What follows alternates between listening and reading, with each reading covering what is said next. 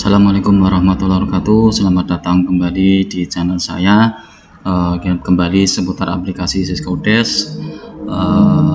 Kita semuanya tahu setelah muncul CMS dari bank daerah masing-masing, kita ada dua cara untuk melakukan pencairan dana dari RKD, yaitu menggunakan tunai dan non tunai. Kali ini saya akan memberikan sedikit penjelasan bagi yang baru menjadi operator Syscodesk, perbedaan alur surat permohonan pencairan atau surat permintaan pembayaran yang lebih kita kenal dengan singkatan SPP dengan metode tunai dan non tunai atau transfer di Syscodesk tahun 2025. Yang pertama yaitu SPP yang tunai. Jadi kita membuat surat permohonan yang ditandai kepala desa.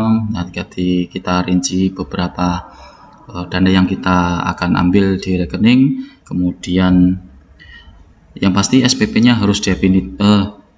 Yang tunai ini bisa dua tipe SPP, yaitu definitif atau panjar, tapi dianjurkan pakai yang definitif katanya Dinas PMD saya ini.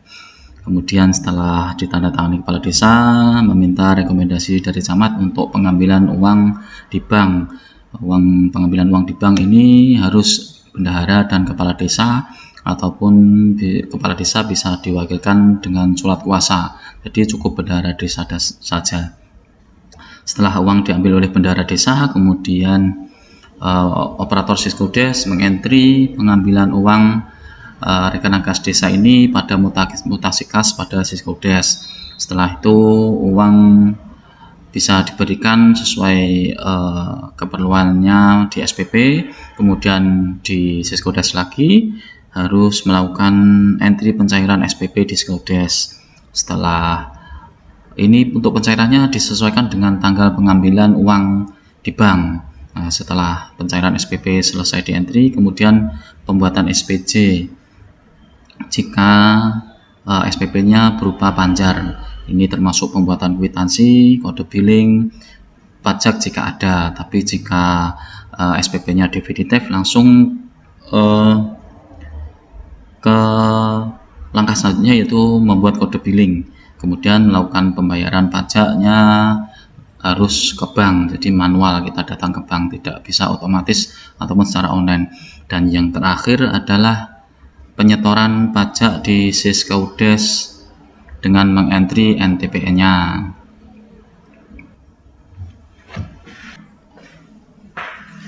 Kemudian selanjutnya adalah SPP non tunai ataupun transfer.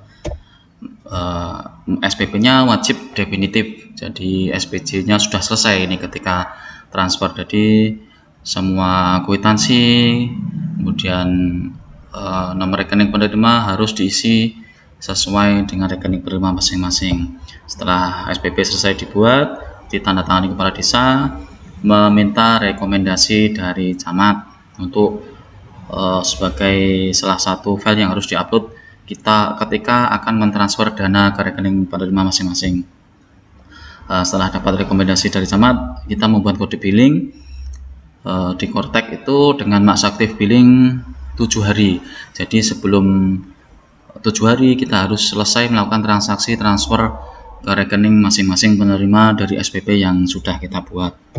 Setelah membuat kode billing, verifikasi SPP di Syscodesk link ini oleh operator Syscodesk, kita upload SPP 2, SPTB, kode billing, dan rekom camat ini dibuat file PDF. Ini yang mengupload atau yang mengeksekusi adalah operator Syscodesk-nya. Selanjutnya verifikasi SPP di CMS dengan akun kepala desa. Ini jika kepala desa ini mewakilkan ke Sekdes atau sekretaris desa ataupun ke perangkat desa yang lain juga boleh. Aslinya harus kepala desa, jadi kepala desa tahu apa saja yang dicairkan dan ditransfer kemana saja dananya.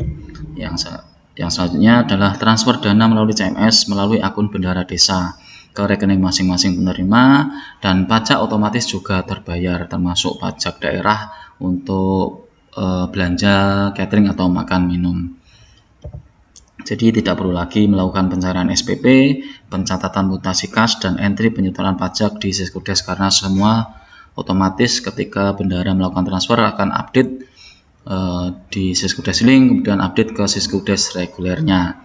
Itu tadi perbedaan alur SPP yang tunai ataupun dengan perbedaan dengan yang non tunai atau singkatnya SPP tunai dan transfer, antara kita mengambil uang di bank ataupun kita atau bendahara langsung transfer ke rekening masing-masing.